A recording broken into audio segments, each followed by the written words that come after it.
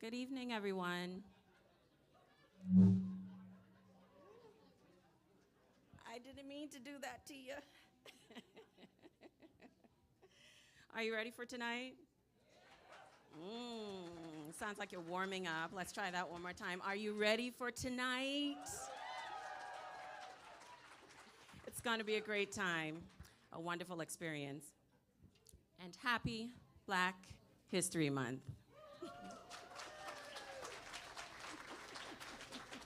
My name is Megan Stewart. I am one of the board members of the BC Black History Awareness Society. I'm also on the events committee. And it is my pleasure and my honor to welcome you all here tonight to experience Esi Edugyan. Tonight is going to be an evening of Black history and storytelling. But before we dive in, we are definitely going to make sure that we recognize and respect the fact that we are on the lands of the Lekwungen-speaking peoples, also known as the Sanghees and Esquimalt First Nations, on whose lands not only do we stand both mindfully, but thankfully for allowing us to live, work, learn, and play here tonight. Having said that, welcome again. This evening's event has been presented to you by the BC Black History Awareness Society. And since 1994, the Society has presented events for Black history, along with special programming, whether it be cultural, educational, and so on. So we invite you to visit our website at bcblackhistory.ca to learn more about what we do and to look at our rich resources on Black history, Black heritage, culture, and arts, to educate yourself and entertain yourself. This evening's event is put on in partnership with the BC Office of the Canadian Centre for Policy Alternatives, and we recognize CCPA's contributions to Black History Month 2023. Supporting Black history is most especially important right now. Teaching Black history is under attack, not only in the US, but also by opponents of equity and inclusion everywhere. So we want to give our special thanks to the sponsors of this event as well: the Government of Canada, the Government of British Columbia, the Capital Regional District Arts and Culture, and Herman's upstairs. Round of applause for Herman's for having us here.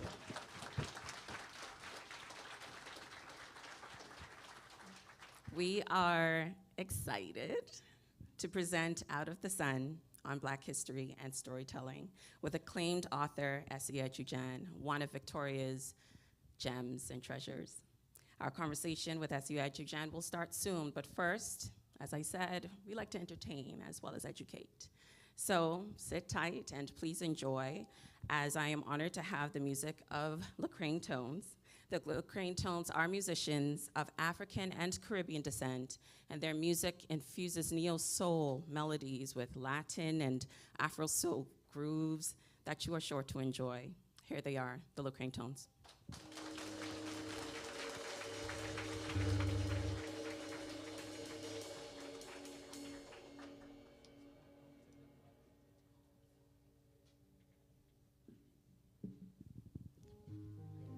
Evening, everyone. How are we all doing? Yeah, I'll just come a little bit close as I can, just so I can see everyone's face. And thank you, Megan, for introducing us. And we are more than honored to be here, standing here. And I've been to Herman's Jazz and been on the other side where you are. I'm just happy to be on this side today. So without any more time wasting, we will get on, and we'll be singing. Our first song tonight will be what we want to call the Black Anthem. So I'm going to be singing with the band, and if you would like, you could stand up with us and sing it.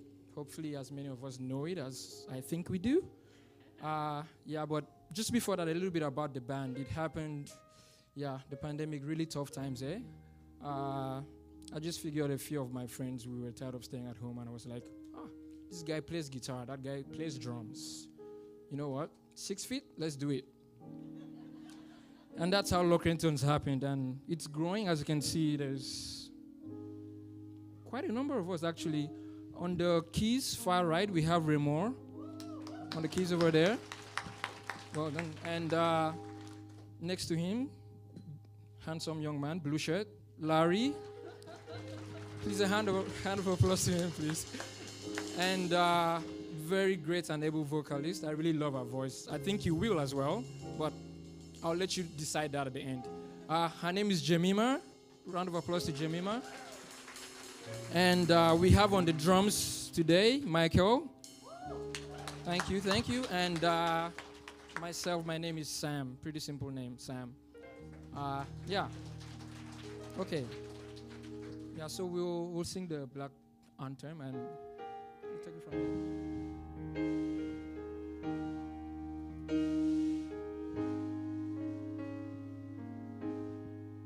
Lift every voice and sing, sing till the earth and heaven rings with the harmonies of liberty. Let our rejoicing rise high as the listening skies. Let it resound loud as the rolling seas. Can I get every voice? Lift every voice. Lift every voice and sing till earth and heaven rings with the harmonies of liberty. Let our rejoicing rise high as the listening skies. Let it resound loud as the rolling seas. Sing a song full of the way that the dark past has taught us. Sing a song full of the hope that the present has brought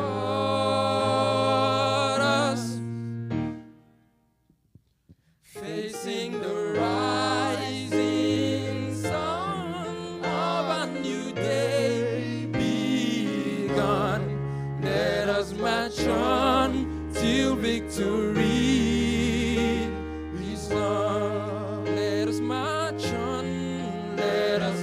on till victory is won. Say that one more time. Let us march on.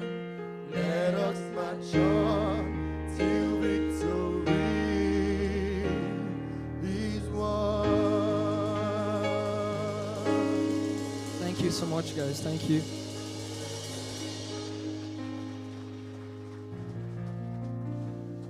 Thank you all. Our next song is it's by a Nigerian artist. It's called Wait For Me. It's by an artist called Johnny Drill. I hope you enjoy it.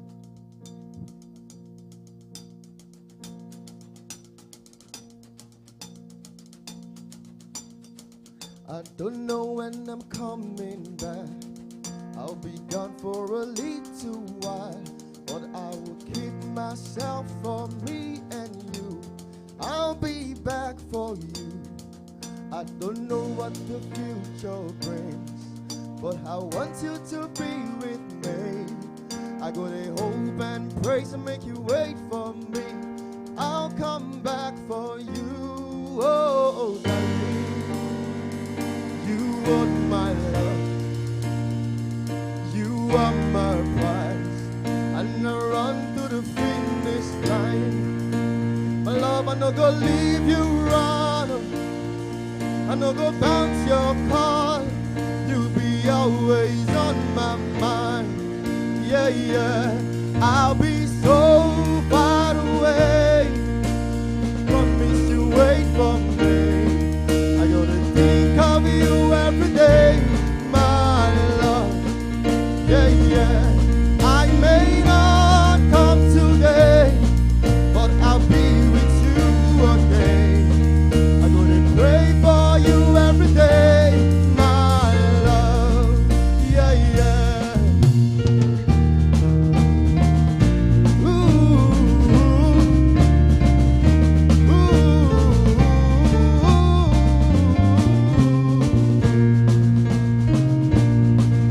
as I'm leaving you behind. I'm gonna miss your smile and the joy you bring to my wretched soul. Your loving makes me whole. This our love will never die. Darling, promise you would be mine. See, I will do this thing for you and me. 'Cause I'll be back for you. Oh, darling, you are my love. You are my pride. And I run to the finish line. My love, I don't go leave you run. I don't go bounce your heart. You'll be always on my mind. Yeah, yeah. I'll be so far away. Promise you wait for me. I gonna think of you every day, my love. Yeah, yeah.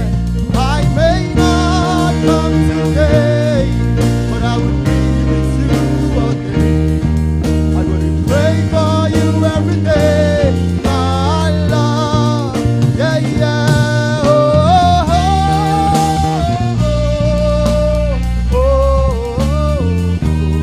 oh, oh,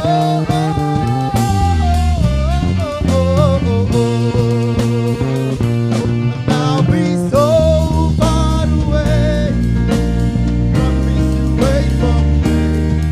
I'm gonna think of you every day, my love.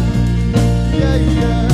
I may not come today, but I will be with you again. I'm gonna pray for you every day, my love. Yeah, yeah. Oh, oh,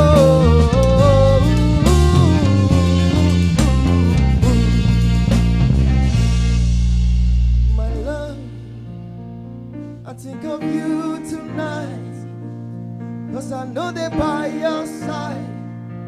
Just wait a little while, yeah. Now that I'm alright, and I'll see you soon. Make you wait for me, my dear.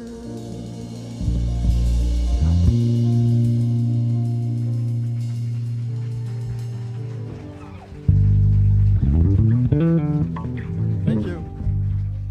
So our next song is more of an Afrobeat vibe. So if you love African steps, I want you to stand up and jiggle your body and have fun. We're trying to have fun here. So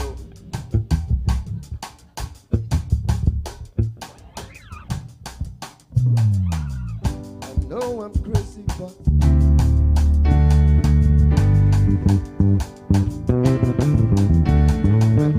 I know I'm crazy, but this is all I have for you. For you, hey, hey. In a quarrel, me see it. Girl, I'm feeling you. You, hey, hey. Turn around, my baby, see your lover.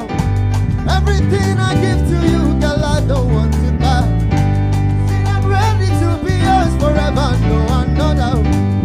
Say, don't you worry, girl, they can't take me away. Hey, baby, me go down. Said I just wanna let you know, I just wanna let you know. Hey,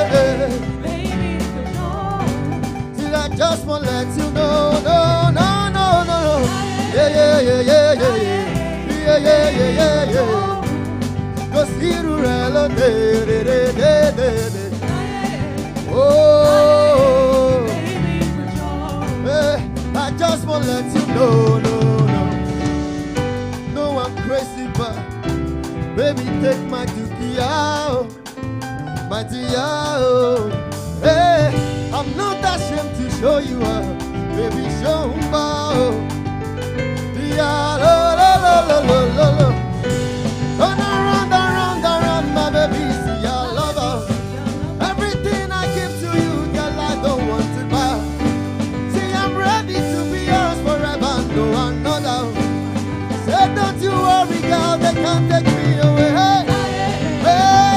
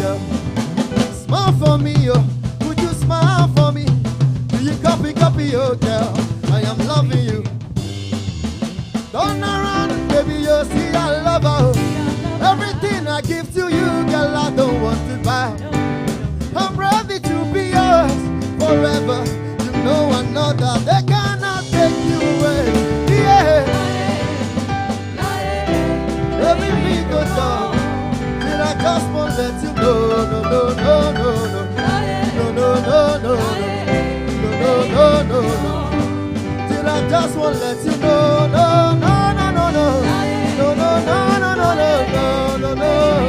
Hey, hey, hey, lie, hey, lie, hey. Did I just want to let you know, no, no, no, no, no, lie, oh. Did I just want to let you know, no, no, no, no, no.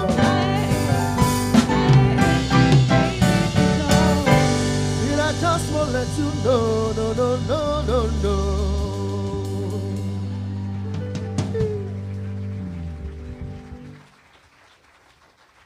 Thank you, thank you.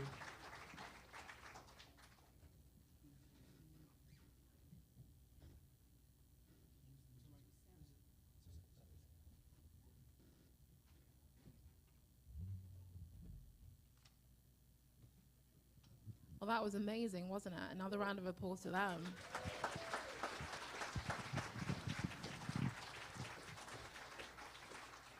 So I'm really humbled to be here. My name is Esi Edugyan. Most of you, or some of you, know me as Yemi. I'm here to share a poem that I wrote sort of many, many years ago that I call sort of a love letter to my mahogany kin, my African Caribbean brothers and sisters. Thanks so much.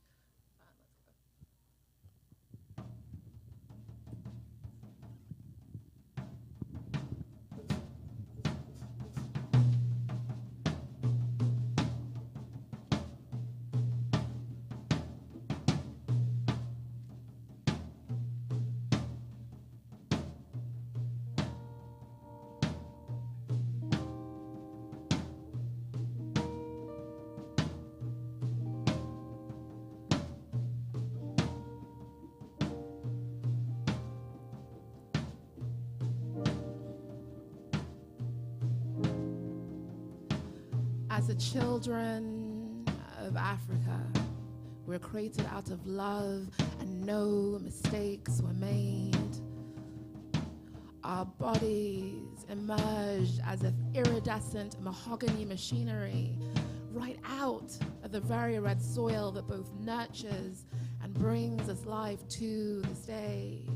Seeds that upon love from the Creator became magnificent, impenetrable trees, forever connected to each other and this earth. In gratitude, we revered nature, all extensions of our Creator, the soil that nourished us, thunder that quenched our thirst, the river that brought life.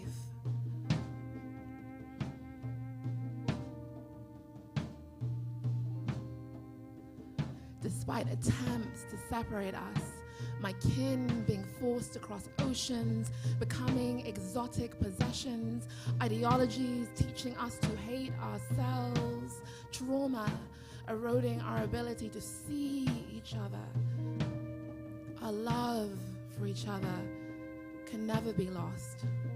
My mahogany kin can never be severed, for there exists a deep red ribbon running through us all.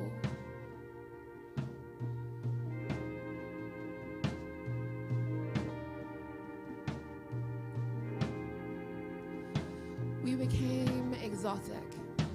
Exotic, a word that I bore with such fervor, due to the fossilized, blood-soaked sands, gulfs and bayous, forever stained with the scarlet fluids of my kin. The shackled, now gray, formerly mahogany tortured souls, forever drifting, searching, seeking, and inwardly wailing along the bottom of the ocean. Lost forever in the limbo equated with being stolen from one's home, from one's sense of self.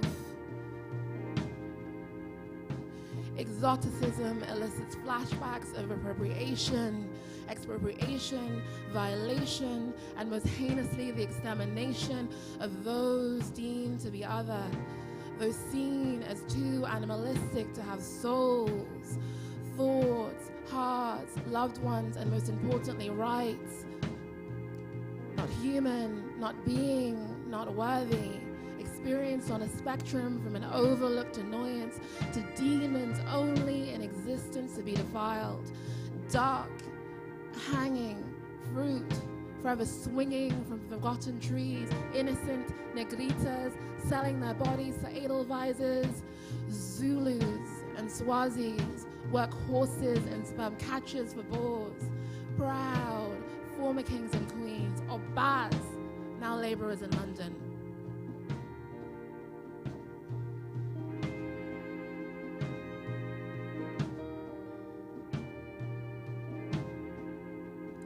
I refer to my kin. I refer to those of my soul. Equally important, beautiful stories. 1 billion stories, equally important, importantly unique, creating the most beautiful tapestry. Souls floating through the diaspora, somehow trying to find our identity, somehow trying to find a synergy between the past and our present.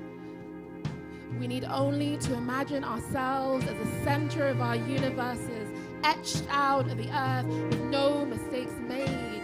The subjects of our stories, no longer the objects in other stories. We need only to reimagine, remember, reconnect. We need only to synergize.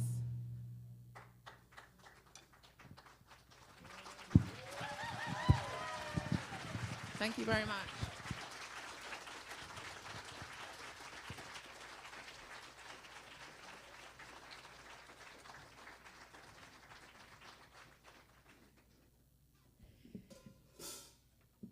Thank you so much.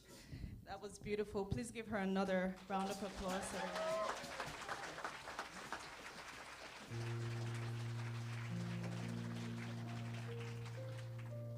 So this next song is more than just a song to me. It's a reminder of how far we've come as a people and how far we still have to go.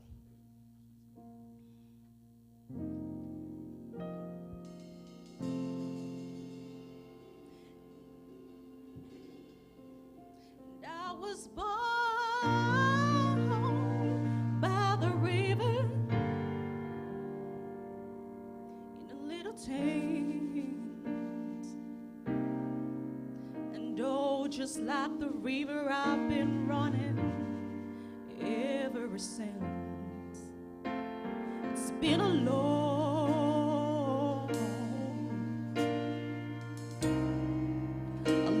time coming, but I know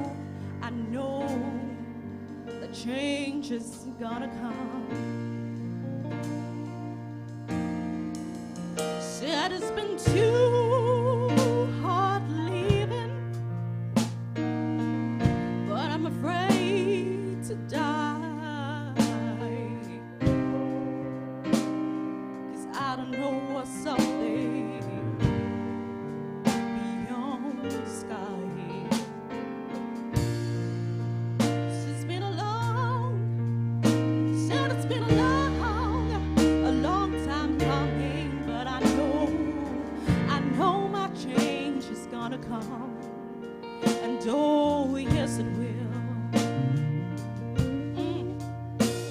And the times that I thought I wouldn't last for long,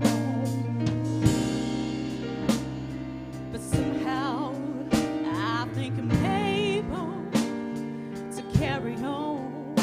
It's been a long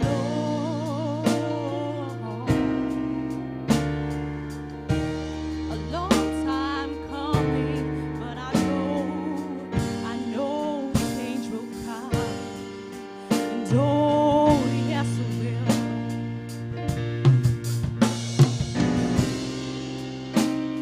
And then I go to my mother.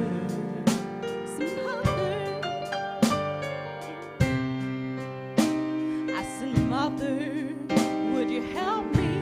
Help me, please. Help me, please. She said, I'd like to. I really would, but I'm just not able. And then I look around, and I was right back down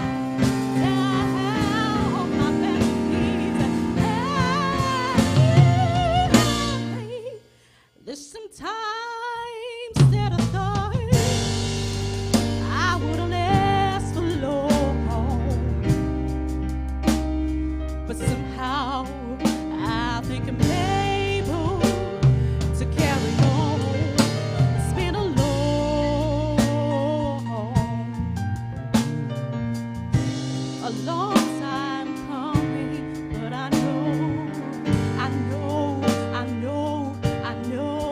my change is gonna come. If you believe that, say yes. If you believe that, say yes.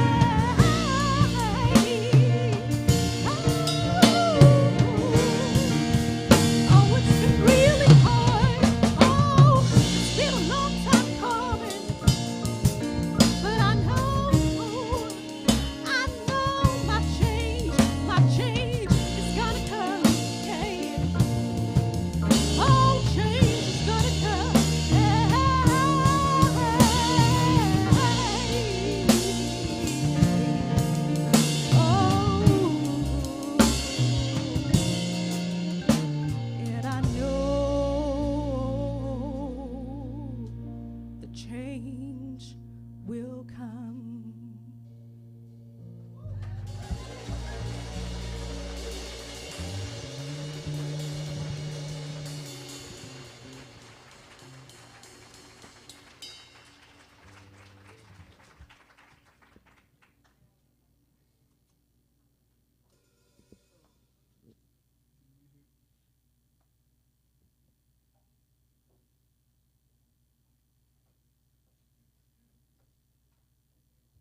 Clumsy I am.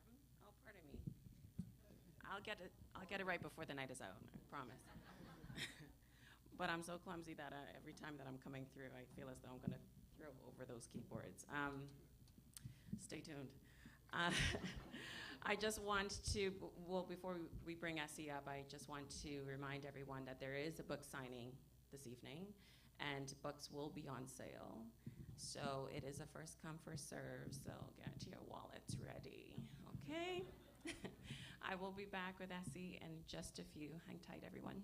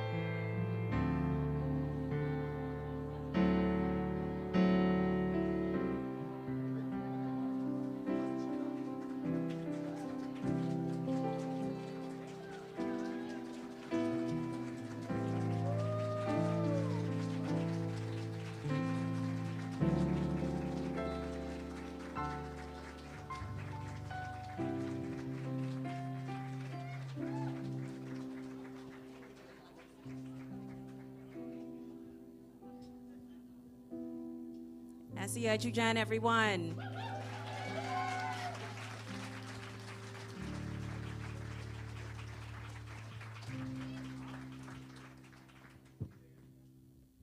Okay, so as everyone knows, we are here tonight to discuss Esi's wonderful book, Out of the Sun. And as we dive in, I guess the best way to start this conversation, Esi, if it's okay with you, is on the topic of storytelling, really and truly. So your view of storytelling is not just one of narratives and descriptions, but it's one of art. And why, I guess the question is, why did you choose to focus on art? Why was that important for you here in this book? And why is the art of storytelling important to you overall? I'll hand you the mic. First off, thank you all for coming this evening. It's lovely to see such a full house, and I'm so thrilled to be sharing this stage with you. So, when I was first approached by the CBC to do these lectures, it's a very open process. You can kind of choose to write about anything that interests you. And, I immediately knew that I really wanted to be able to do a deep dive on all of the stories and all of the topics that I don't necessarily get to, that are adjacent to my fiction, but that I don't necessarily get to look at head on in a very kind of factualized way. And so I thought, my abiding passions, I love visual art. I studied visual art at UVic. For a time, I thought I might be a visual artist until I realized that I really had no talent as a visual artist, so that wasn't going to work out. But I think for me, Black artists, just artists in general, this is something where to tell a story through a visual medium kind of, it reaches us and affects us in a different way. And we're such a visualized culture now. We really do, especially when we think of entertainment, most people would prefer to sit in front of a television than to read a book nowadays, which is a bit of a shame. But being so visualized, you start to understand that there are ways in which some of the images that we're seeing are kind of, codified. We're taking them in at a slant. We don't really have the kind of grounding in, recognizing or understanding visual symbols, especially sort of in a historical context that we get with, just sort of reading history. And so I realized that this was something that I very much wanted to explore in Out of the Sun, and to look at the ways that figures of color, but primarily Black figures, had been represented in, portraiture, in particular, I guess Renaissance portraiture and also 18th, 19th century portraiture, and to see exactly, how these figures were depicted. And oftentimes these figures are very much, given that the transatlantic slave trade obviously was, it was just so pervasive. This was definitely, it's a global trade, that so many of these figures were very much painted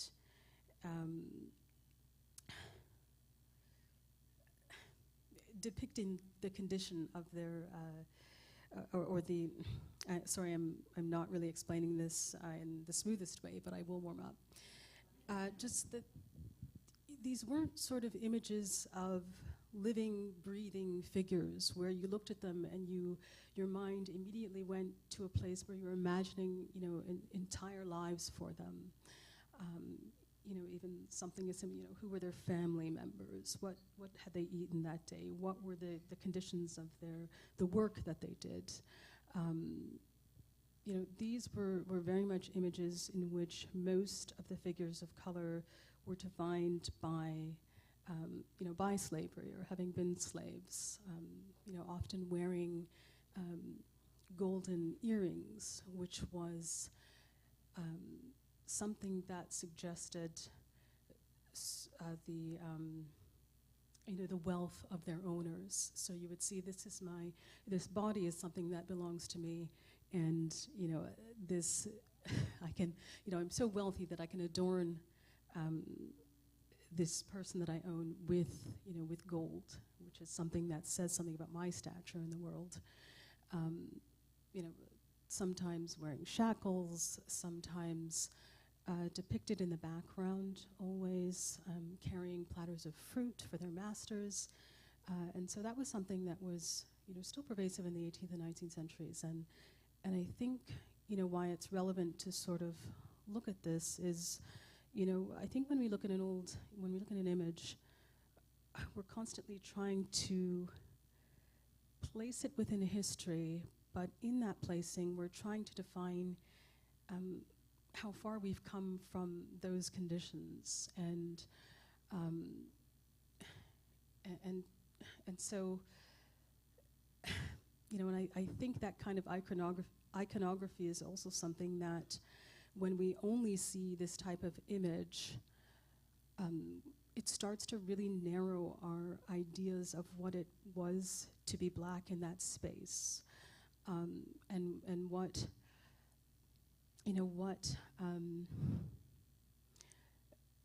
sort of what some of the defining thoughts of these people. You're not even thinking of them as thinking figures. You're just thinking of them as sort of objects within this whole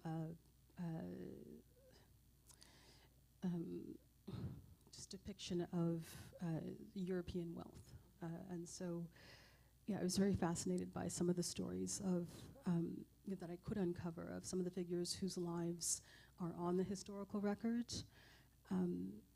And even those cases where you get a figure who's not necessarily governed by the conditions of slavery, either they were a free man or they were just, painted in a more sort of generous way.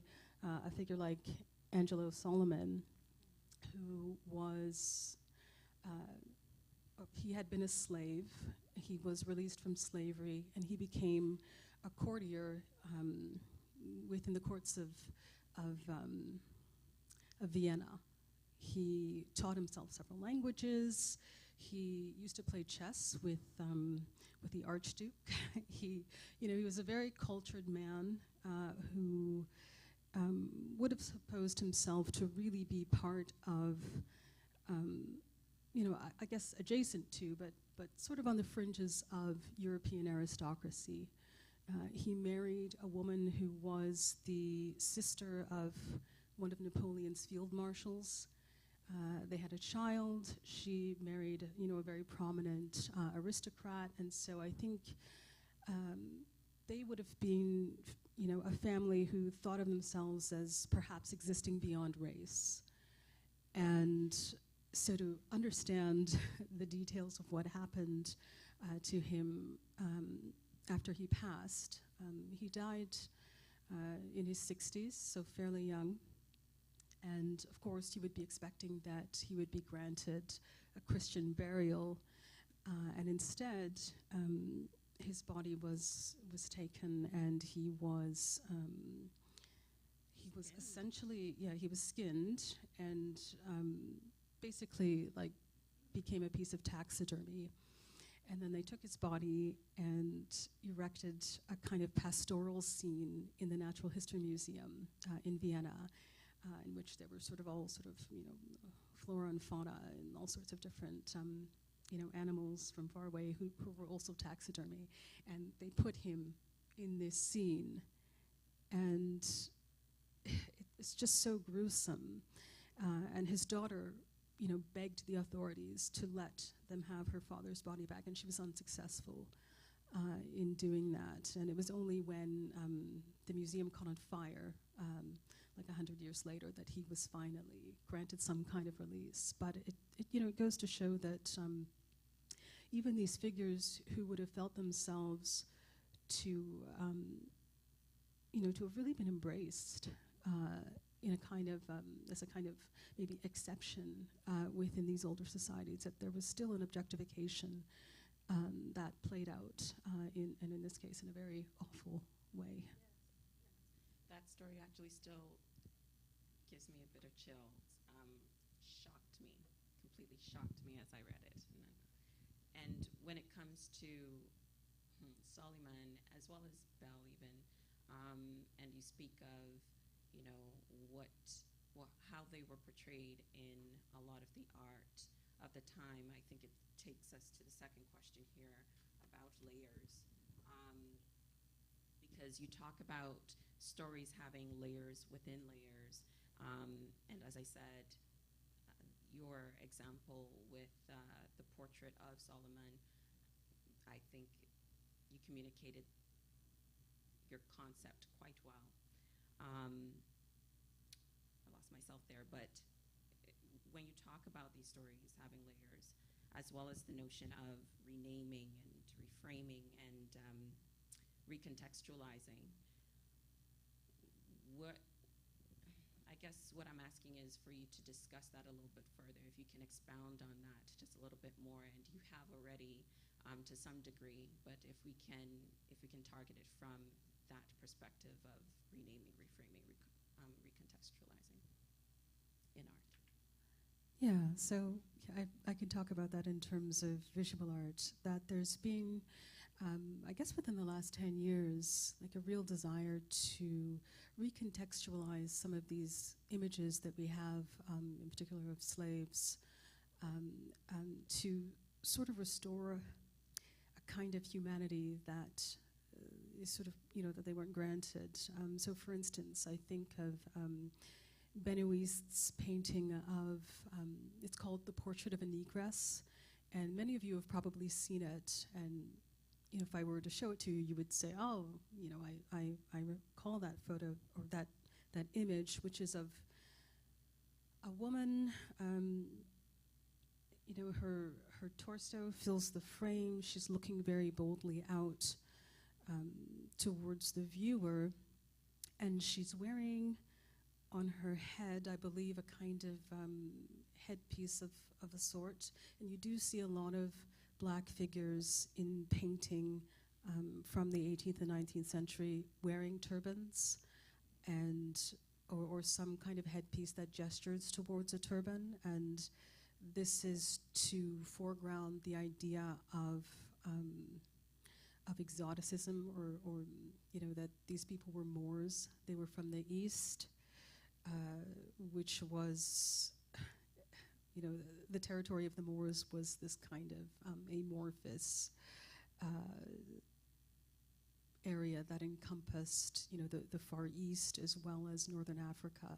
So to show these figures and these head wraps, you instantly understood that this was somebody who was exotic. This is a figure that doesn't sort of belong within the European context. So she's looking out, and she's got a kind of blanket draped across her, but one of her breasts is bare. And that's also a trope that you see in this imagery, is that there's often a lot of nudity of these types of figures, even when they're within a kind of tableau of of European figures who are all clothed. You will see a sort of a naked figure of color. And so she is called Portrait of a Negress. And very recently, I think probably about, it was like 5 or 10 years ago, there was a show at, I can't quite remember, the museum in Paris where this painting hangs.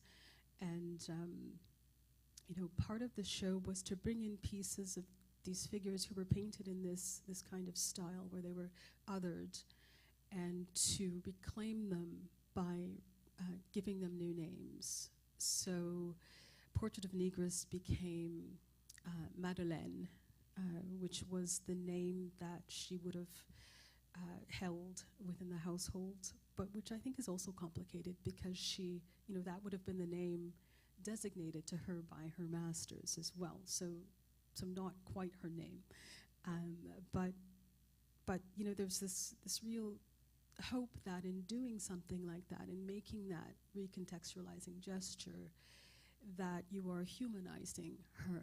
And so, so we're not confronting her immediately from this stance as being the other. I think a Canadian example of this that I discuss in the book is the renaming of Emily Carr's, I think it's Indian Church, which I'm blanking on what it was. It was named after sort of the area in which the church, stood, which was obviously, indigenous territory, and which we're all still living on unceded land.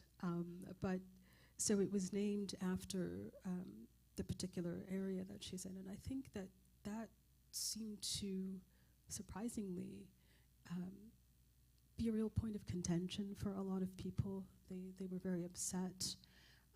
There's a sense when you recontextualize something or rename it that you're trying to rob it of its history or to wash it, the opposite of a whitewashing, I suppose. And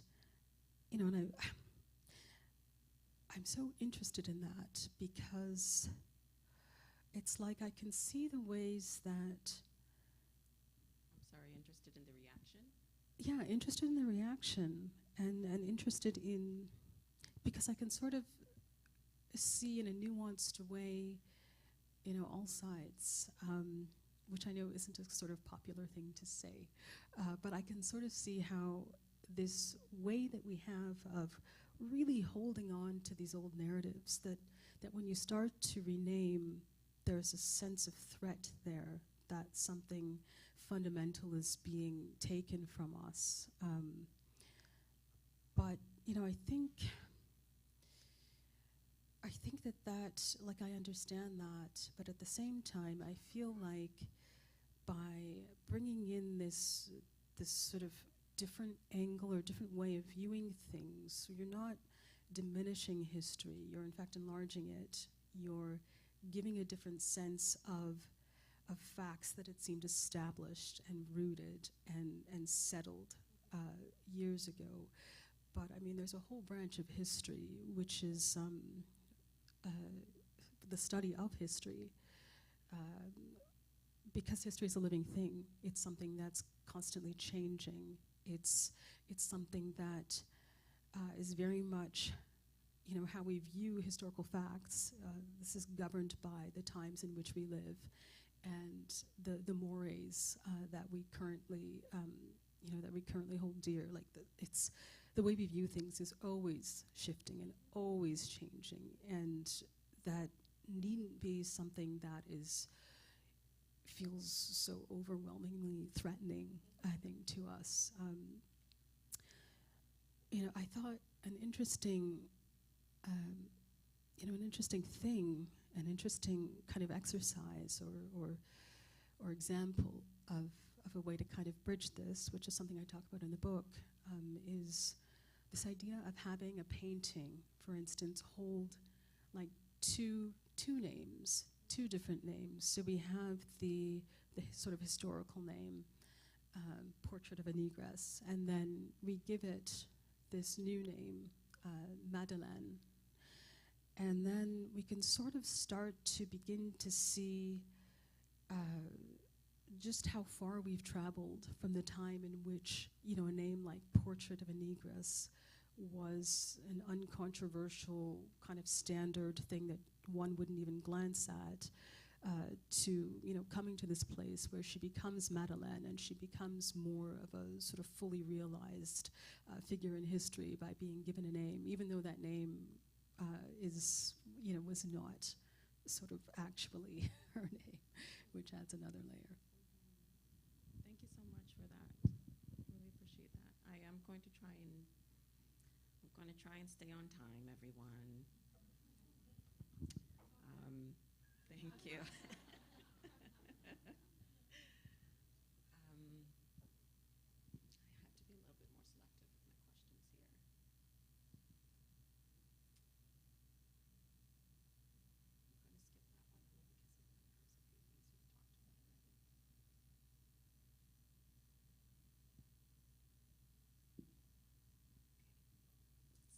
Get a bit heavy. Black history. It's not only the story of enslavement, but do you find that the slavery story overpowers other important stories, especially during the month? How does this fit in with people being expunged from the narrative and legacies of erasure?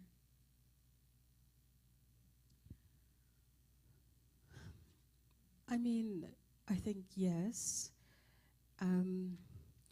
but I also think that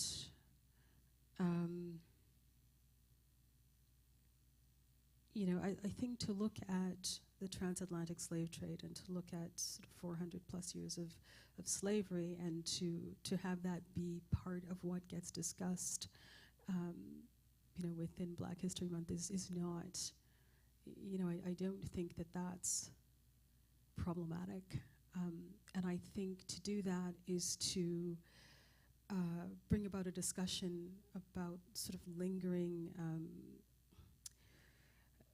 just how certain things have become so codified, especially,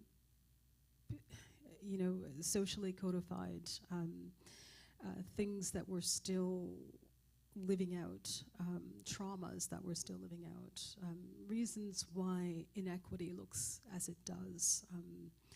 We can sort of trace these lines, back to that in some cases, and so I don't think that it's something that should be expunged from the conversation. Having said that, I do feel like that's one part of the story, that there have been figures and continue to be figures who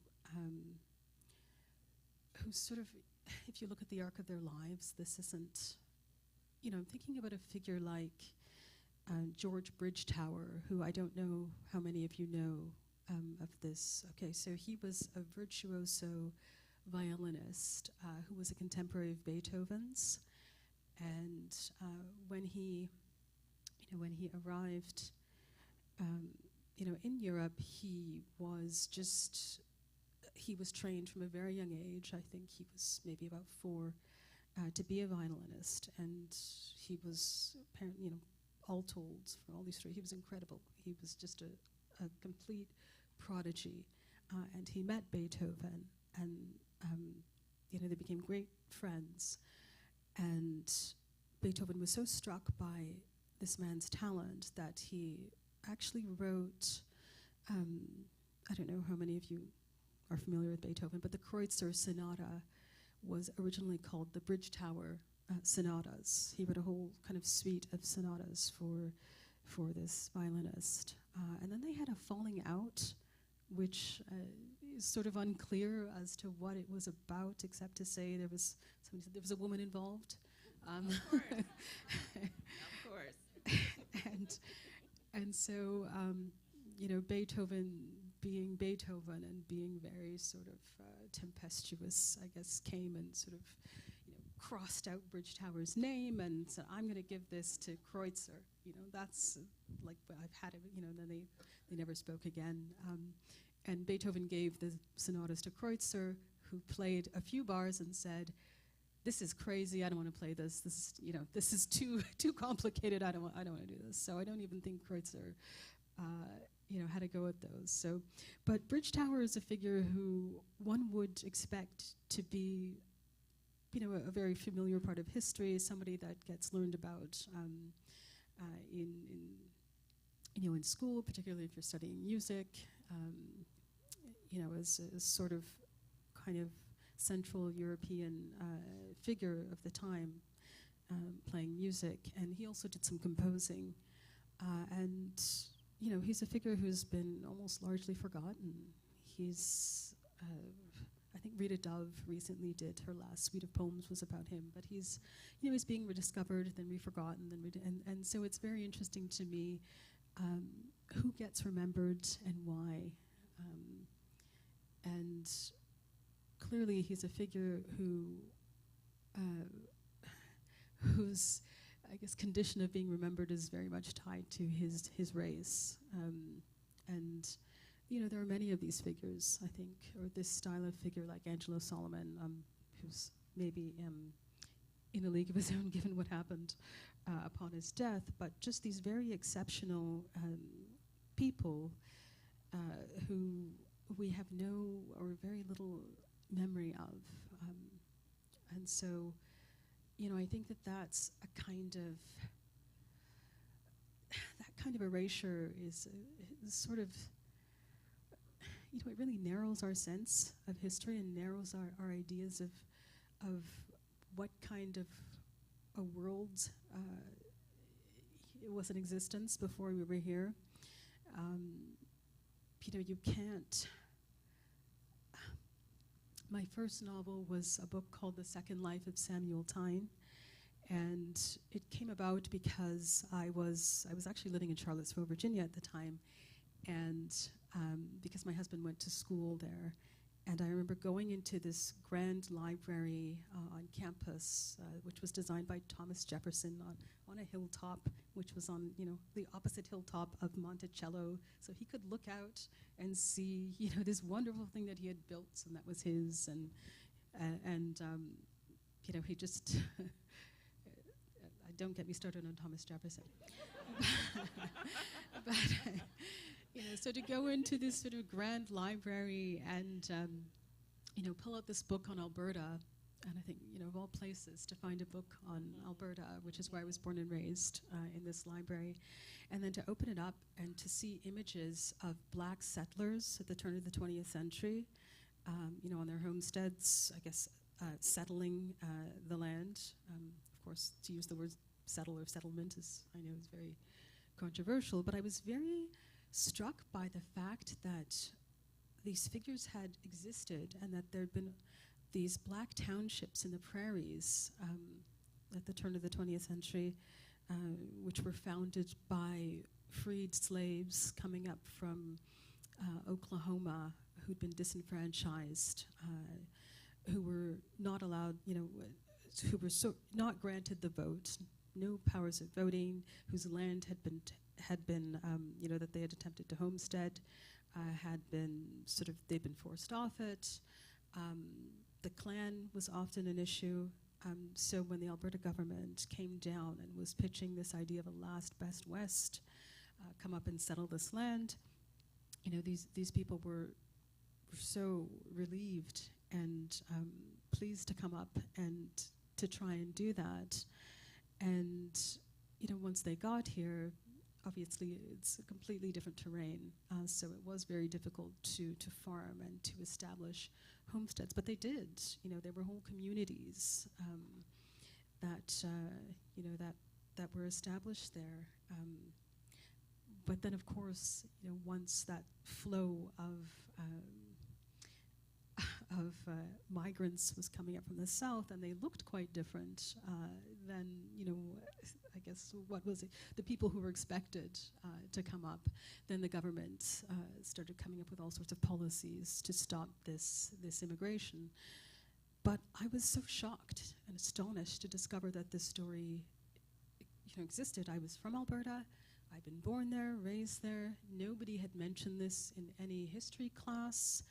I was utterly just shocked. And so I decided to write or base part of my novel on that.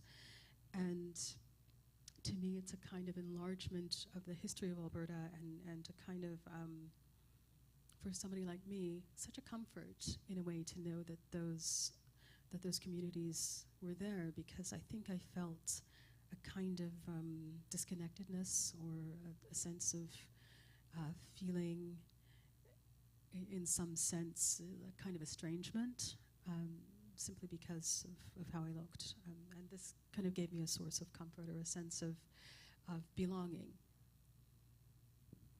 That actually takes me to one of my final questions about identity and belonging.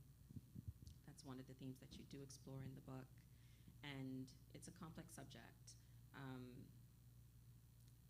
Even for me, being an immigrant coming to Victoria, shameless plug, by the way, the same way that you were shocked and you had to go all the way down south to learn about the history of Alberta. Us in the room, we don't have to go that far, okay? You can go to bcblackhistory.ca, and we have a lot of information there for you. But I digress.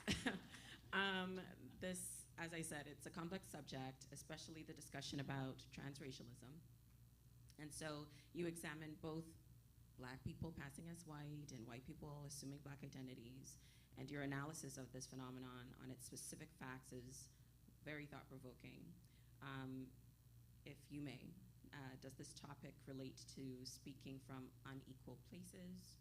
And can you give us more on your perspective, please, on that theme? Yeah, so the centerpiece of this book is, I guess, an essay on what's called blackfishing, which is when white people assume a black identity and do so, it can be kind of something more temporary or something very lasting, where you're living out your life as a black person. And I when I started the essay, I think every essay is in a way an investigation to find out what you yourself think about a topic. You come in maybe with one very strong set idea of something being, wrong, fundamentally wrong, or that you don't agree with this, or you do agree with this, and then you discover along the way that your feelings about something are very mutable, very very changeable. That is, if you're trying to have an open mind about things. And so when I sat down to write that piece, I really thought it was just the most appalling thing that somebody would sort of just pretend to be a black person, that this was, in all cases, that this was a kind of modern day minstrelsy, that this was blackface, and that it was inexcusable in every case. But then you come up against those figures who start to make you kind of wonder about that. I'm thinking in particular of the figure of, sorry, what's her name? Rachel Dolezal, who I'm sure all of you have heard about. And there was a Netflix documentary about her. I don't know if you saw it, but she was so compelling to me because so much of so part of, to give you some context, she was the head of the local chapter, the Spokane chapter of the NAACP, and she was on the police oversight committee, and she was one of the main reasons that, I guess she was the main organizer for the Black Lives Matter protests in that city, and so she was just this very, very present activist, black activist figure. And she kept calling the police because she said that she was getting death threats in the mail at her office for the NAACP, and there was an investigation done, and she also said people were leaving like nooses on her front lawn, and so the police looked into this, and it was discovered that in the case of the mail, that it hadn't been stamped, so these were letters that had not actually gone through the post, and also there were only two people who had keys for this particular mailbox, and one of them was obviously not the culprit. So they figured that she was orchestrating this to get some kind of sympathy, and in the most unfortunate way, she was being interviewed on TV when this was presented to her, and she was asked about it, and she just had the most awkward pause and like no good answer for why this should be. And then her story kind of blew up. Everybody in the nation was sort of looking at her, and then her parents went on TV and said, she's not black. Like, here's her picture. She's this blonde-haired, blue-eyed girl from, like the Midwest. And, and so this was so shocking. And she had been a scholar in the Black Studies department at university. I don't remember the university, but I think she was a professor. Yeah, she was a professor. And so she lost that post. Obviously, she could not be, a major figure in the NAACP anymore. And she was kicked off the police oversight committee. And everybody was sort of just in the cultural conversation. I mean, it was this appalling story of this racial impersonation that was, tantamount to blackface. But the more you look at her story, the more you start to see how nuanced this all was. That she was raised in a family. Her parents were devout Christians, and they thought that they began to adopt black children into the household, but she talks about them as being kind of racists, that they were adopting these children, but that they treated these children like second-class citizens within the household. And when company came over, these children were told that they had to get up and perform for the company, whereas Rachel, with her blonde hair and her blue eyes, and her brother were not asked to perform similarly. And the mother made various racialized remarks about, look at the ring of oil he's left around the bathtub. This is because, black people, their skin is so oily. So the mother would make these kinds of statements, and allegedly, but this is what Rachel's written in her memoir. And you start to see the ways that she was really shaped by this black adjacent childhood, that she began to be very, very interested in African American history, that this was something that she was teaching her brothers and sisters because their parents had no interest in African American history, and she felt that somebody should give them a sense of their backgrounds and their own history. And she also, learned how to do black hair, because nobody knew how to properly do her siblings' hair, and she wanted to give them that comfort.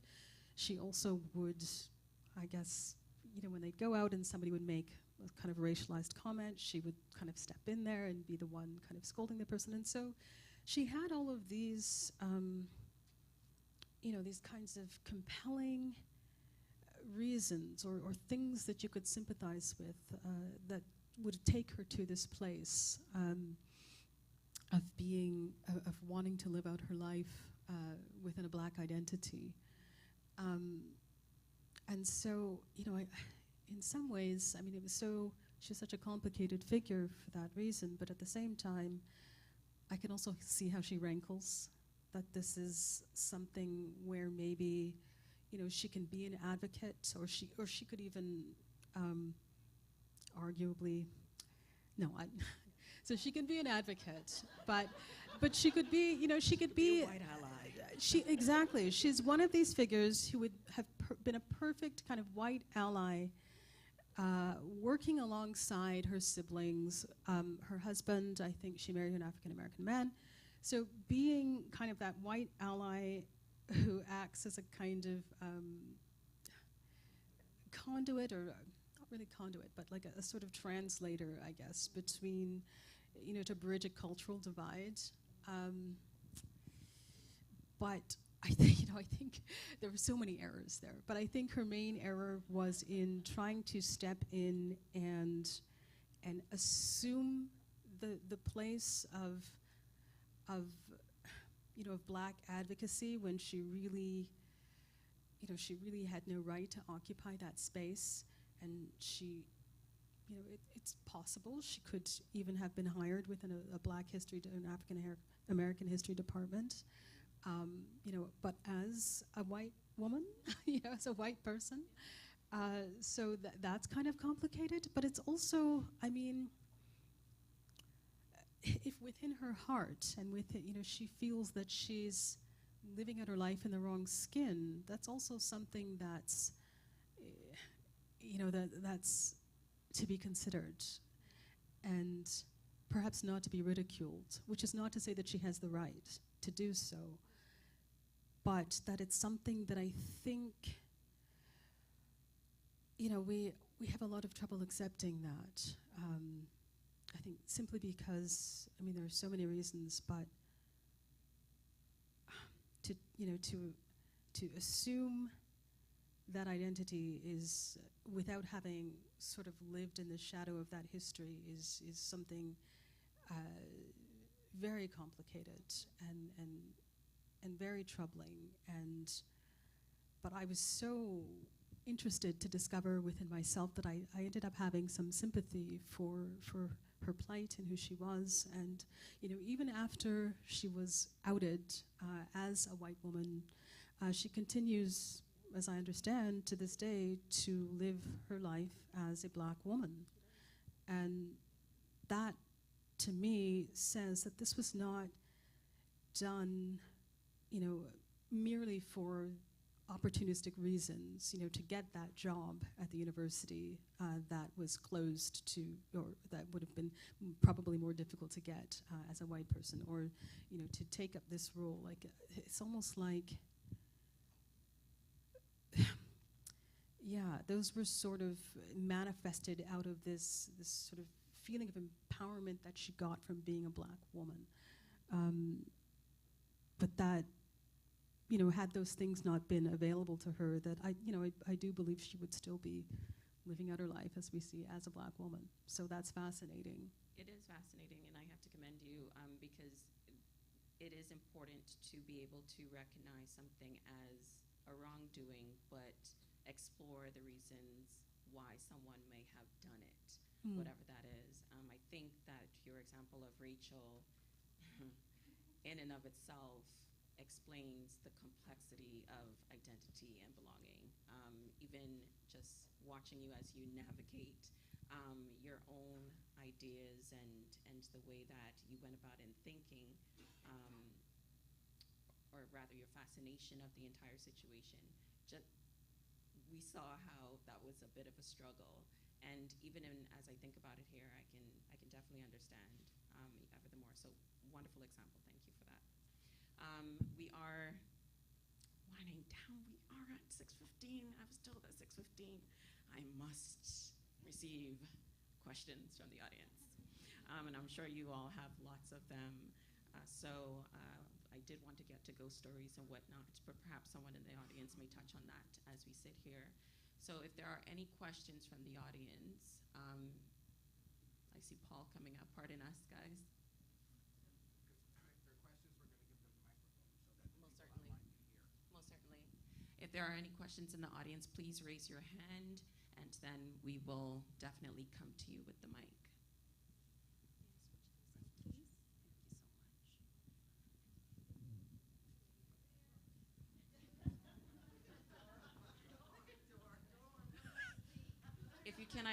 If you can identify yourself as well, first and foremost by name, and if you want to say where you're from as well, that would be great. Okay. My name is D.L. Dor Gibson. D.L. is a delightful door of opportunity from Halifax, Nova Scotia.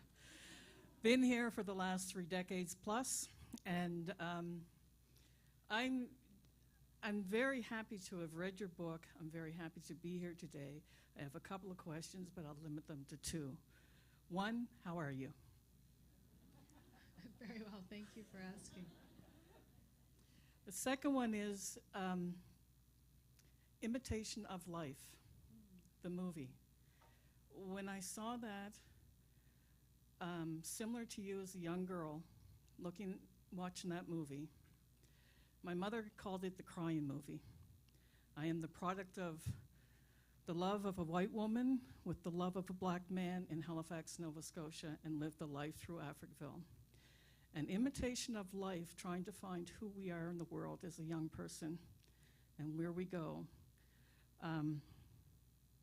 kind of brought me closer to you in the fact also that you had spoken in this particular book a lot of times, and you shared your family.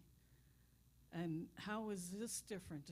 Like, that's why I say, how are you? Because you've given us a lot more of yourself from prior to your other books.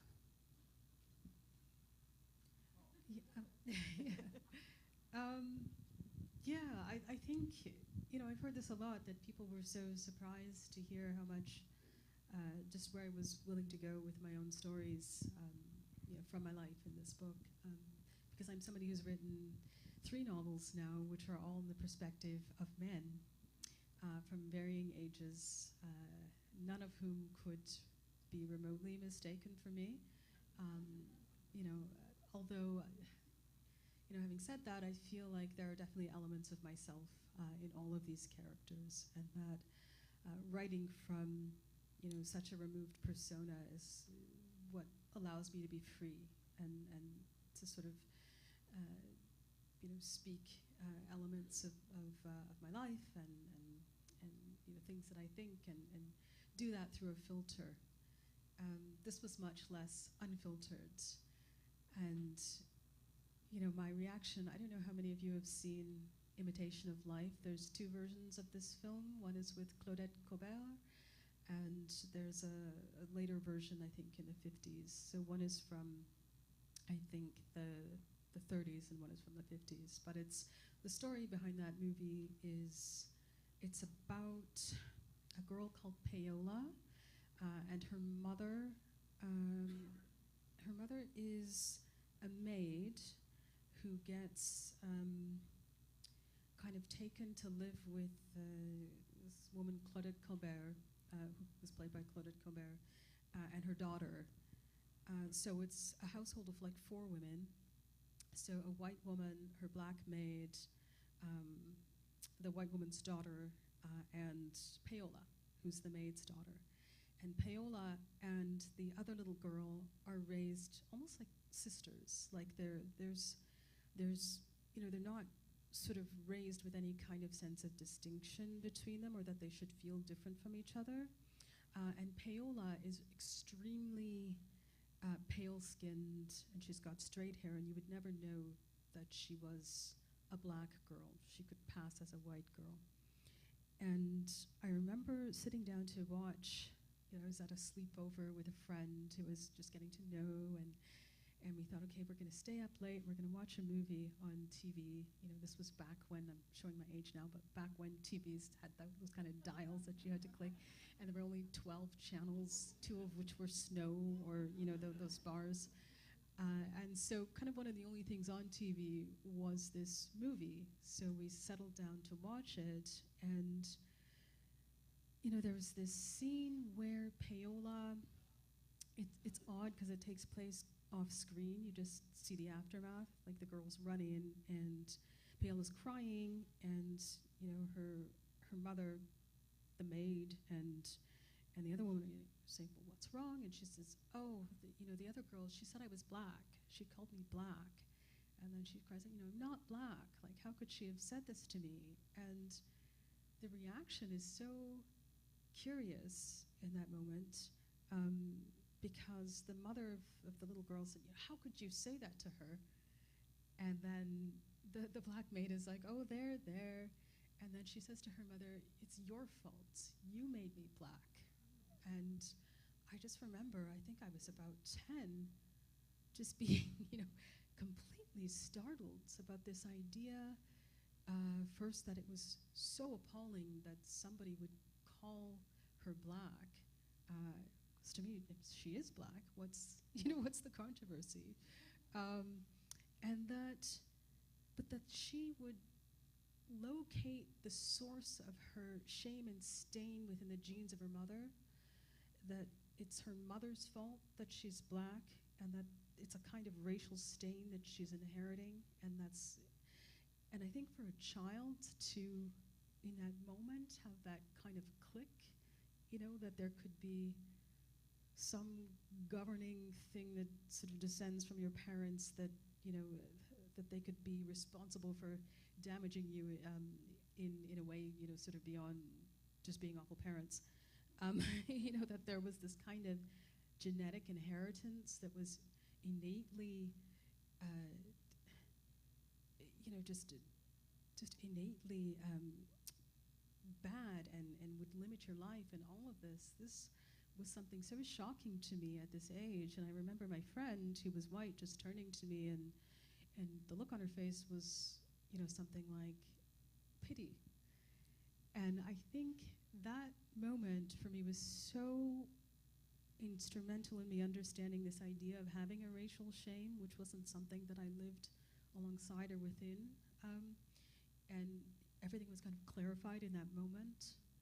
And I think, having spoken to many other people about this movie, I think a lot of people had this kind of, a lot of black women had this kind of reaction to this movie where you don't even quite know how to feel about it, but it's told you something about race that you didn't even understand existed. before that moment. It's a very curious film in which this idea of racial shame is not seen, it's not condemned that this girl should feel this way. And her mother very much accepts it, and she eventually goes off into the world, and her mother keeps turning up and outing her as a black woman, and she cries, and she's awful to this woman who just finally,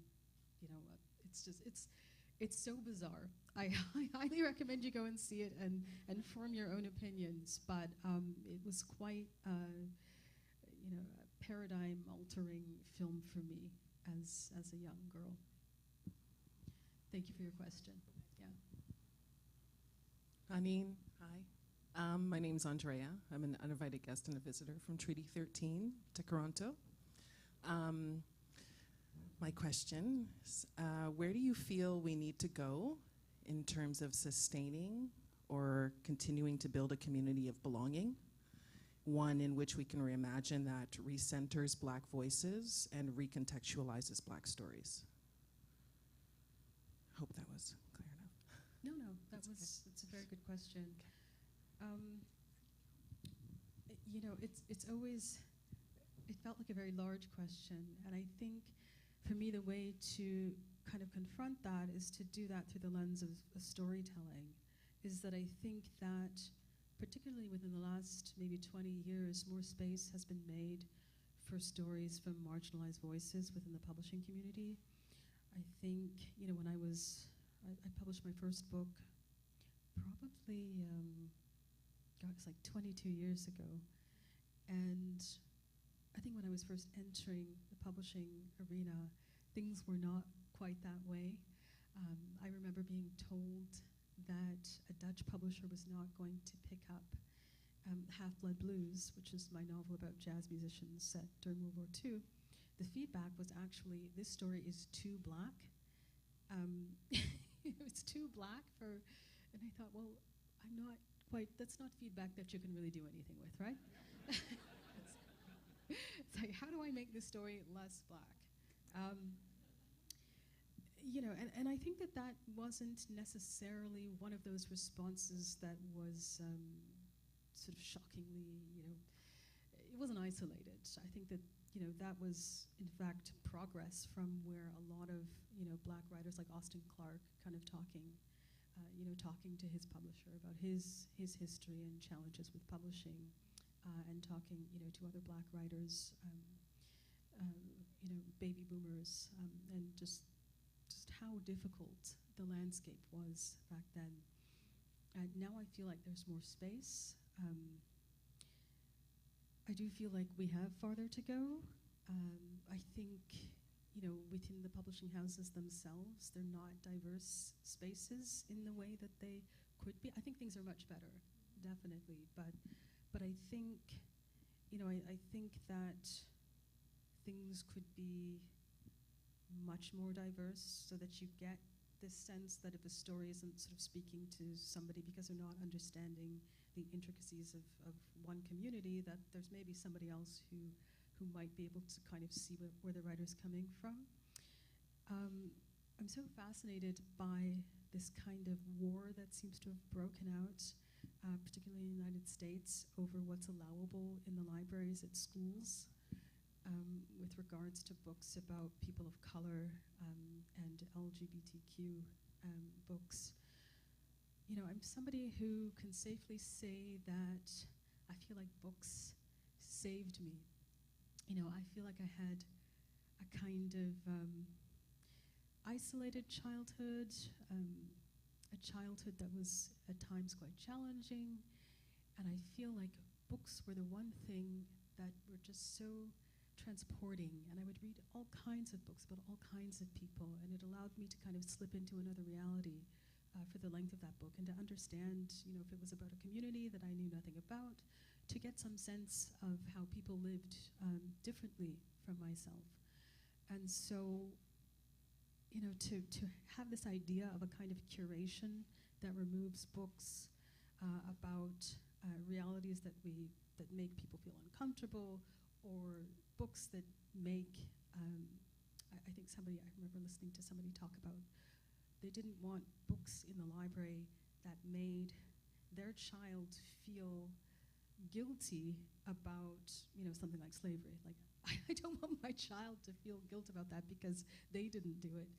This kind of a very simplified way of looking at history and others' experiences. And so I'm kind of curious to see where things head. It feels like the backlash after 2020, when there seemed to be a great opening up of, well, let's hear your story, let me hear your reality. I want to know what it is that you confront on a daily basis. Let's talk about this. And it's sort of the opposite that seems to be taking place now. But I have to believe that there will be a kind of middle ground that will be found, that this is something where,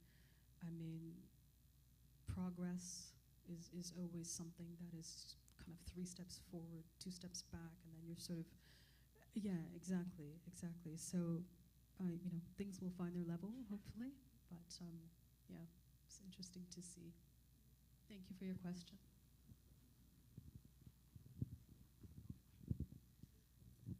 Thank you. I didn't actually think the mic was going to come this way, so please bear with me with my neurodiverse mind here. Thank you. First off, I'd like to say thank you. I'm just so thrilled to actually sit here and listen to you speak. I've been waiting for a long time. My name's Veronica, and I am a visitor upon being a visitor. So I'm from Nanaimo, where it's the territories of the Nanaimos, Nawas, and Staminas nations, and I'm Jamaican. So I'm a black Jamaican woman, and I too hid under the bed reading at nights, and I don't have to do that any longer. But there's so many questions. While you were speaking, I was writing a mini essay here, and I just want to ask: is there a time?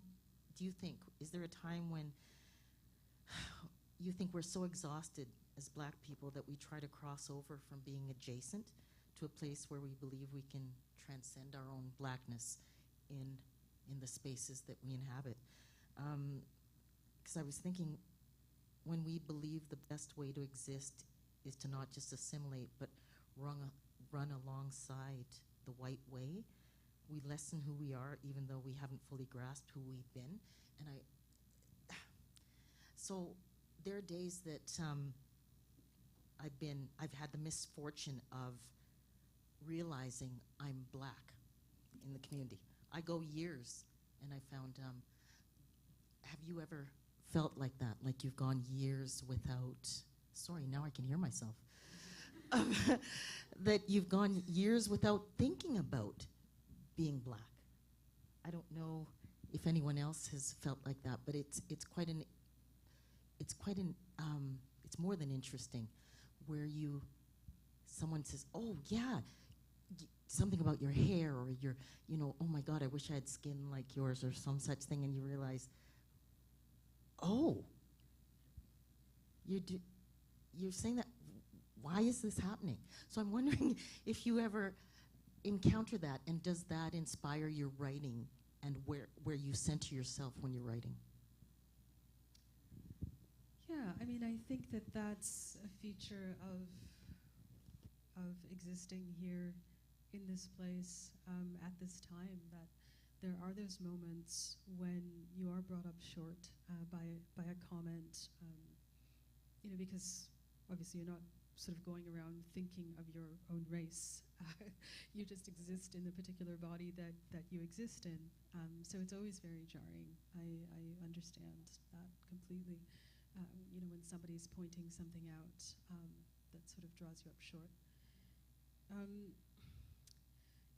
I think that is, having been born and raised in Calgary, and then I came out to Victoria originally to go to school, and then I lived here on and off until I finally settled here.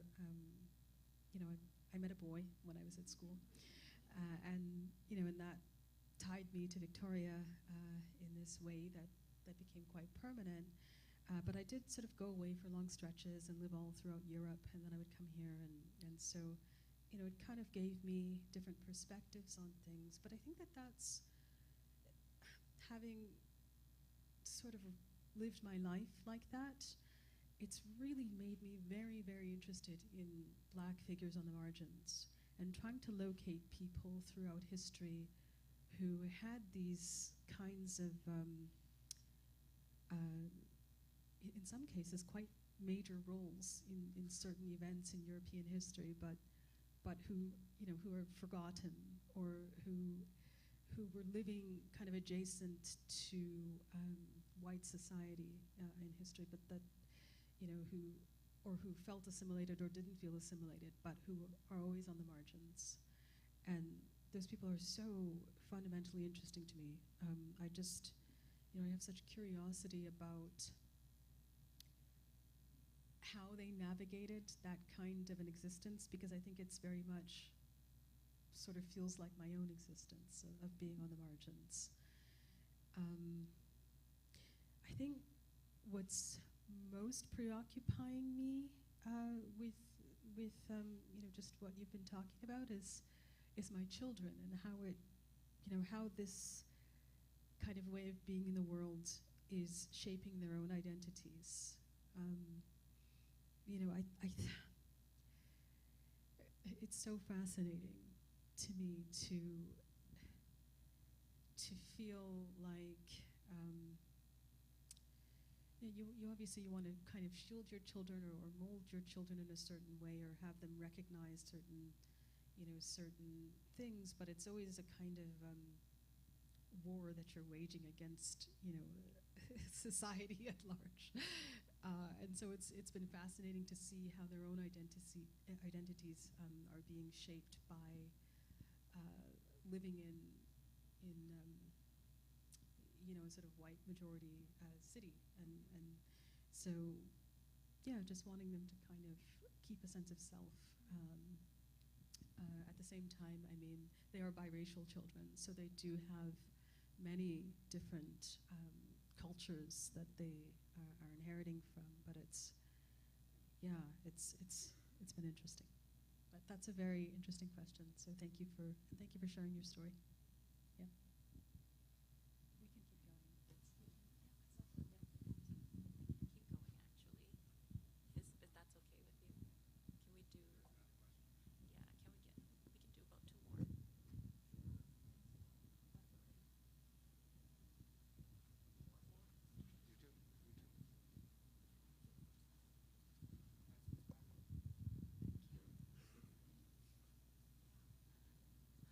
Hello, my name is Rana, and I'm originally Palestinian, Jordanian, Lebanese.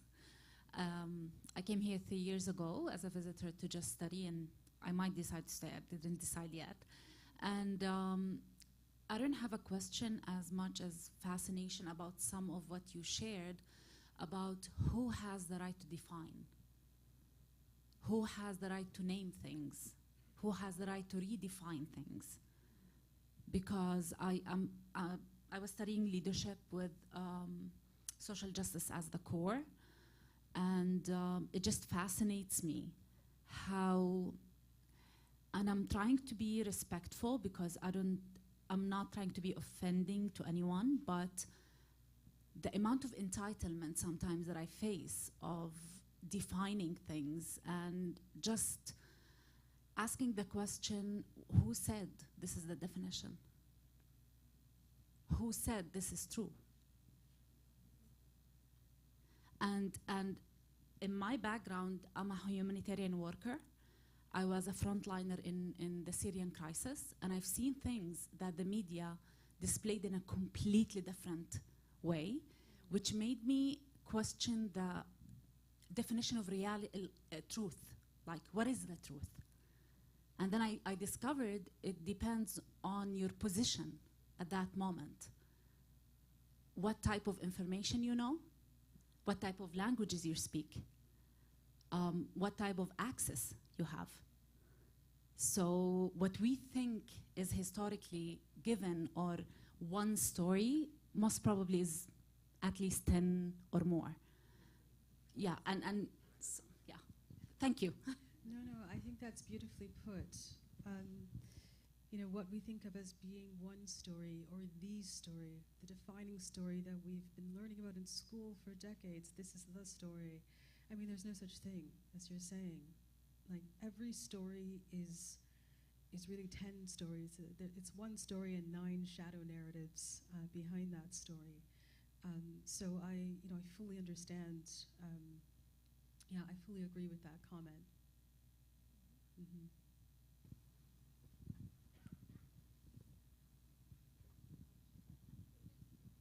Hello, Esi. My name's Sandra. I've lived in Victoria via Toronto and Montreal since 1978, long enough to remember when the Massey Tunnel was called the Dease Tunnel, after John Dease. Thank you for being here. We've had some really cogent questions, and you've given so much of yourself. So I think I won't ask my question, I'll just make a comment. I recently watched the Massey lectures, or the condensed version on CBC Gem. Those of you who don't know, go to CBC Gem and watch this woman. It was filmed here in Victoria, and there you were, alone on that stage at the Royal Theatre with the gold and the red curtains by yourself, and you looked small, but you were powerful. Thank you. So thank you. I'll leave it at that. Thank you so much for that. You know, I don't think I felt very powerful by the end of it. It sort of had a 10-pound microphone strapped to my back under my dress, and sort of standing there, and it was about 15 hours of filming at the Royal Theatre, just, from morning to night. It was a lot of sweat went into that. But that was, I was really thankful that they were wanting to do a visual production, because I think when you're, so much of what I was writing about, these were visual mediums. So I was really pleased to be able to have them do it in that way, where we could actually see the paintings that I was talking about, and have film stills and all of that. It's a very lush production.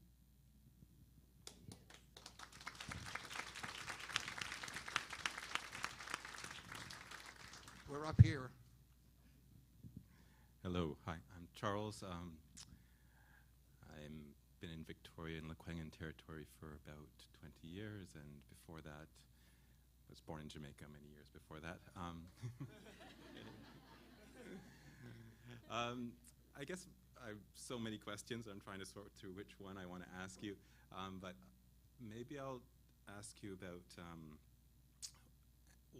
how you deal with the responsibilities that are thrust upon you, and also which you choose to take on as a kind of, it seems to me, as a public-facing black person within Canada, you are given the responsibility of speaking as a black person, and thus as a community in a way. And I'm just wondering how you deal with that responsibility in a couple of specific ways. One, speaking to a largely white audience, and then also the responsibilities you feel towards your kind of fellow black people within Canada, and the complexities of being a black Canadian. I'm sort of packing all my questions into one, is what I'm doing.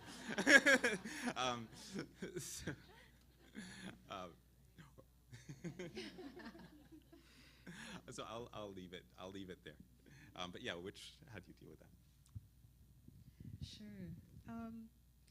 I think it's interesting, just the point you brought up about like speaking to different kinds of audiences. And I find that, what I would say to like a largely white audience is no different from what I would say to a largely black audience, or an audience of anybody. It's the same sort of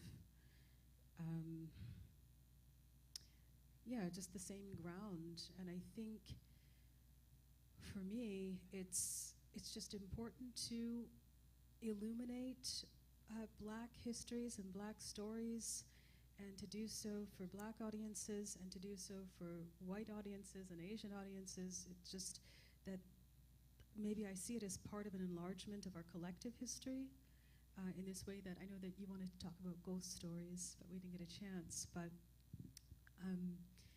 just to talk a bit about ghost stories, one of the fascinating things I found when I was looking for Canadian ghost stories was that very few of them were about people of color, including like Indigenous people, in terms of the ghost stories that we all sort of would recognize within our communities. So I was quite surprised by that, because for me, a ghost story is a kind of history that's been made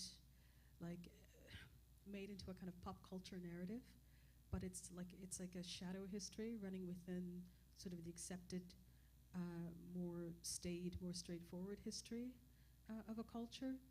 So what does it mean when we have no Black ghost stories? What does it mean when we have, we're not really telling Indigenous ghost stories within mainstream, communities? What does it mean that, we don't have any Asian ghost stories that we're telling? It's just, it speaks to this idea of erasure. Who has the right to establish a connection to the land by telling one ghost story or one set of stories, and sort of not speaking to another history is a kind of way of establishing a connection to the land that sort of cuts out the reality of others who were on that land kind of much earlier than some settlers.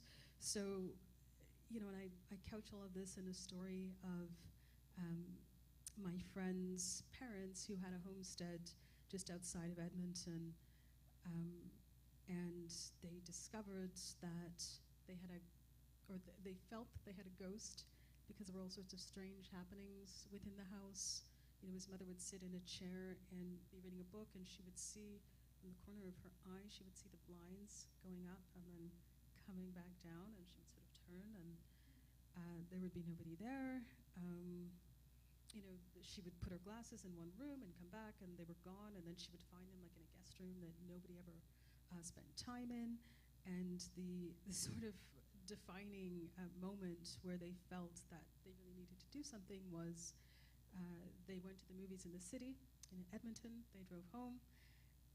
All of the lights in their house were dark, even though they thought that they'd left on the hall light. They went in, they flipped the switch, no light, went through to another room, flipped the switch, no light. Finally got out the phones, turned the flashlight on, managed to make their way down the hall and into the living room, and all of the light bulbs were piled in the center of the carpet, and they just lost their minds.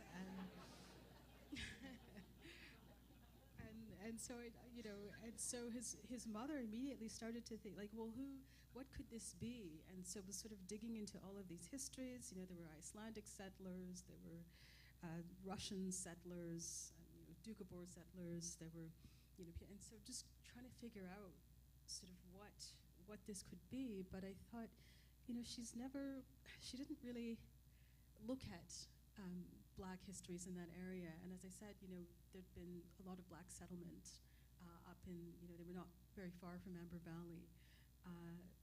She wasn't considering Indigenous histories. And I thought that's so fascinating that there's this whole kind of strain of history that she's overlooking simply because she's not considering that there are other realities or other, I guess, people from different backgrounds who also occupied this land.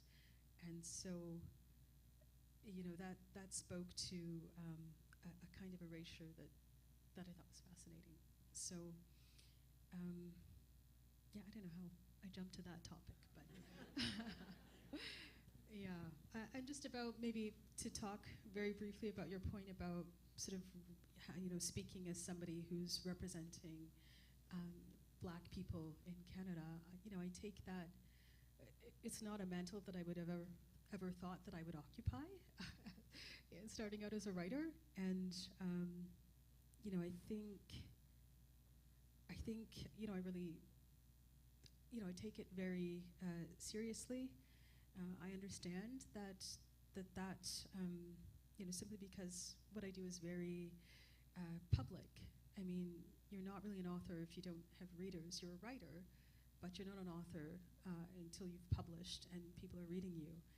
And because that is such a public thing, I understand that I have, I have a kind of platform, and I take that, I take that very seriously. I don't, I want to make sure that everyone is heard, and but at the same time, I don't see myself as the grand authority on Blackness in Canada. I would never say that. I mean, there are so many different ways to be Black, and I know that sounds like a very obvious thing to state, but I think oftentimes we, as a society, can look at Blackness as something very monolithic, or something that we have a notion of what Blackness is from, American culture, and so I think maybe part of my job is to remind people that it's we're not a monolith. Megan and Esi, do we have time for one more question? And then the Locrian Tones are going to come back on to do a performance, and people who have books to sign, and there are a few for purchase. Esi has nicely said that she will sign some books for us, but you'll have to give us a little time. Do we have time for one more question? Okay. Wonderful. Whoa, wow. Thank you. You sort of ventured into answering my question already, but I'll answer it. I'll ask it anyways. My name is Mark. I am a recent visitor to Victoria. I was also born and raised in Calgary on Treaty 7 territory, and I am the son of a white German Mennonite mother and a Black Kenyan man. So sort of the trajectory of my life has been sort of feeling sort of at odds with the sort of narrative of Blackness in North America, where we're all sort of descendants of slaves. Because I don't have that, and I've sort of never had that. And I look around at sort of, the community of Black folks here in Victoria, and like you just mentioned, we're so diverse, right? We're from East Africa, like myself. We're from West Africa. We're from the Caribbean. We're from South America. And there's just this real diversity and complexity. And telling those stories can be sort of challenging, especially if you only ever hear that dominant narrative of like, what does it mean to be the descendant of a slave?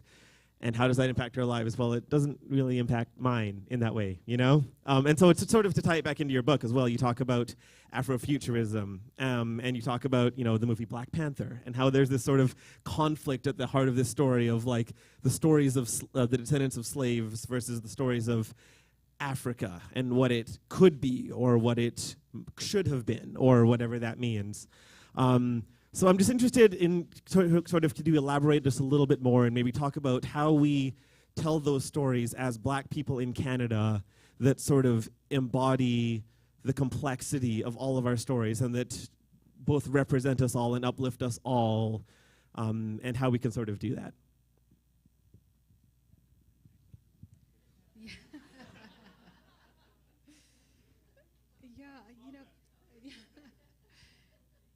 I mean, I think as a novelist, I'm not really. Yeah, I think my own project, and this has been a personal project, and I, like you, stand outside of the.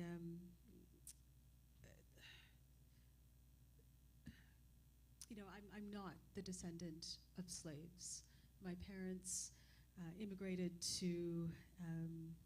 Separately, actually, to San Francisco, then moved to Edmonton, then moved to Calgary, and they came from West Africa.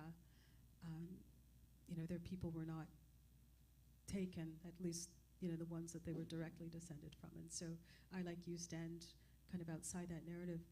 And that's, I think maybe that's sort of, that's kind of why I've maybe always gravitated towards the material that I have. It's trying to look at blackness from so many different perspectives. So in my first novel, doing it, examining the perspective of immigrants who came from Ghana, but also the perspective of African Americans who'd come up to settle the land in Alberta, and what a kind of clash, I guess, between those two groups of people might look like. In my second novel, it was exploring the history of jazz musicians, so African American jazz musicians who, during the wars went over to Europe to ply their trade and play their music and be appreciated by audiences because they were prohibited from playing in the United States because of Jim Crow laws. So taking that story and again kind of merging it with the story of the Rhineland bastards, the so-called Rhineland bastards, who were the children of white German mothers and black colonial soldiers, French colonial soldiers who'd been taken from Central and West Africa and brought over by the government of France to police the Rhineland after the First World War. So, I thought, what happened to those children when the Third Reich came into power? I was so curious to know what that looked like. So it was, again, taking, I guess, a story of people who were descended of slaves and kind of merging it with a story, again, of people who weren't, but had a different reality. So I guess both of those novels kind of fit into that stream. And then Washington Black, again, a slave, a boy who's born into slavery, but it's not American slavery. I think, I was just always looking for that story of the figure that we haven't seen, and looking at what that reality is, and looking at blackness in its various iterations, I guess. And I think that comes very much directly out of my childhood, and standing to one side of those narratives. Thank you very much, Esi. Thank you for your question as well, sir. Okay, this is a bittersweet moment. We're not going to say goodbye just yet. Just around the corner to the bar is where Esi will be signing anyone's books, whether it's this one or any others that you may have of hers. And then while that is happening, Lagrange will actually be on stage here, so you can enjoy the entertainment still. I'll come back in about, we're so time sensitive here. Why? I'll come back in about 15 to 20 minutes and check in with you all and close out this time we've had tonight. Thank you again, Esi. We'll see you soon. Thank you very much.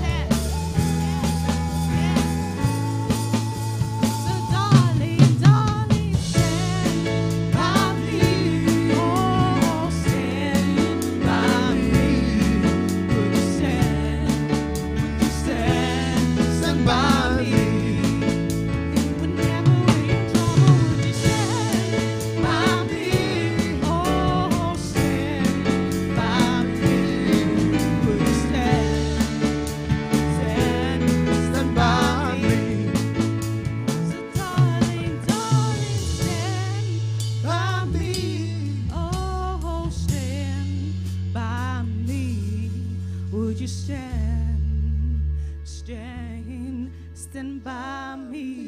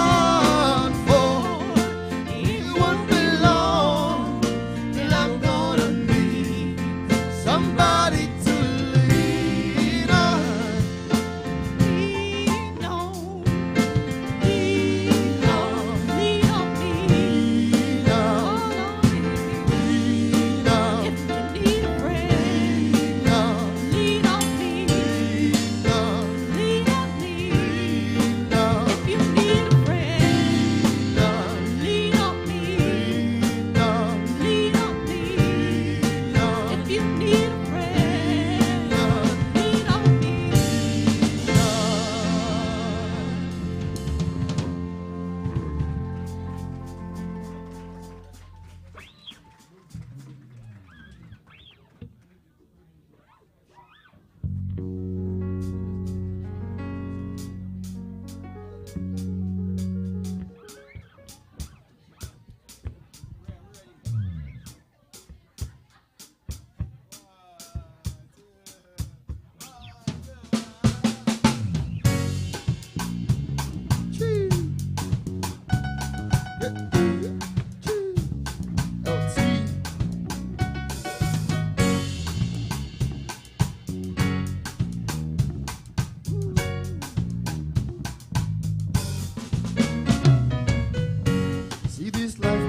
no like trouble.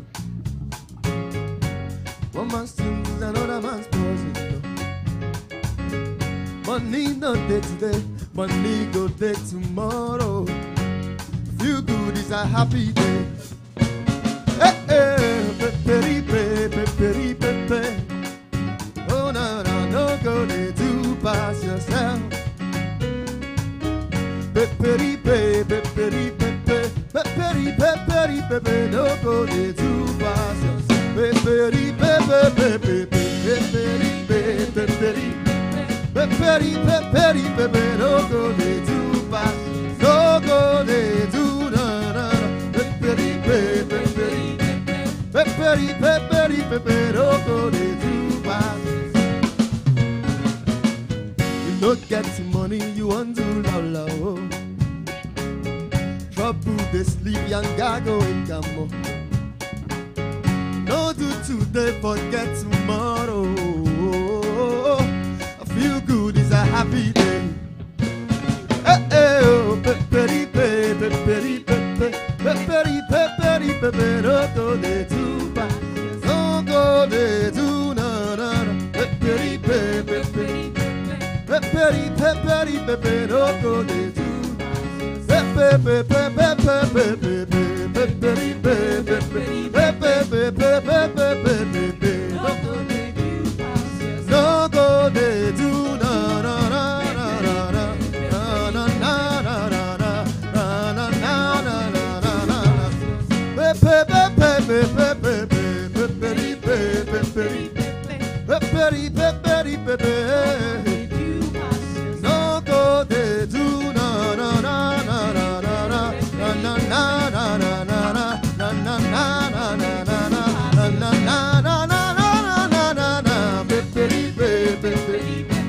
Peperi, peperi, pepe, pepe, pepe. No go de do na na na na na na na na na na na na na. No go de do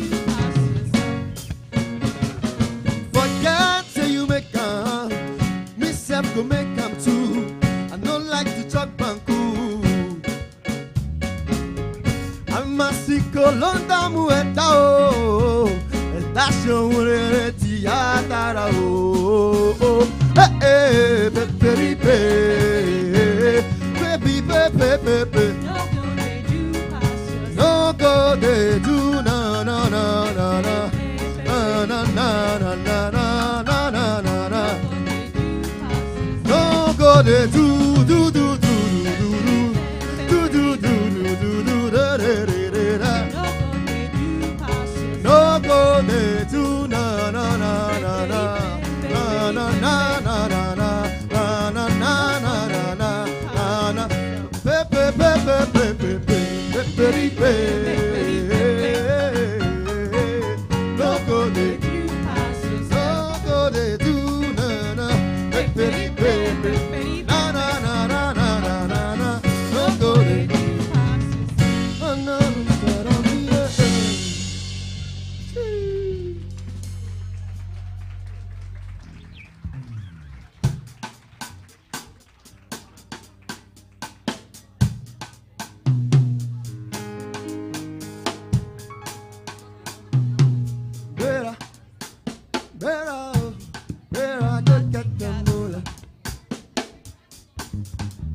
Bonico Kala, Alagoya, Lord, Alagoya, sa.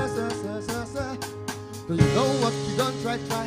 You're supposed to try. You look on me, call Pessimata, Pessim with a mother. When I land so free, one day so far from, so far so good, the body badger. Let me see, let me see, Bugawa. Let me see you, the Bugawa. Let me see you, Bugawa. Let me see you, the Bugawa.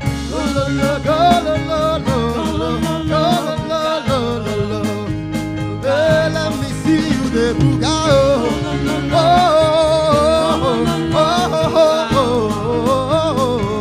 Let me see you, the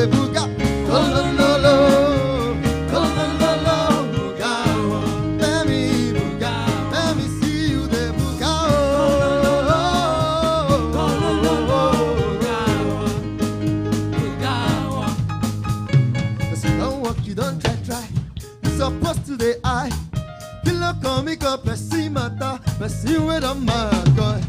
When I land the lancer on the sofa, so far so good, oh, Tony Badger, let me see.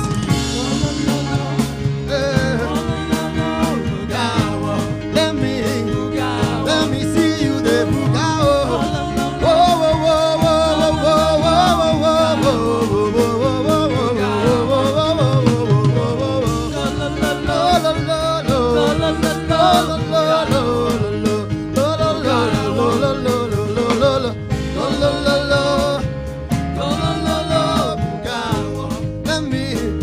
let me see you there.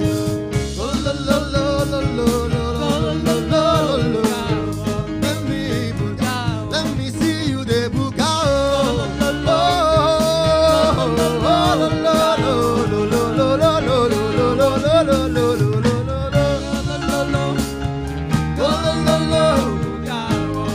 Let me see you there.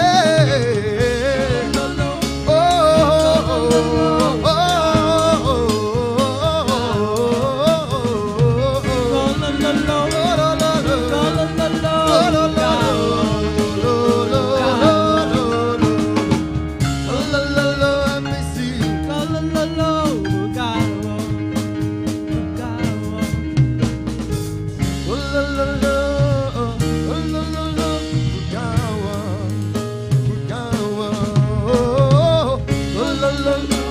see you.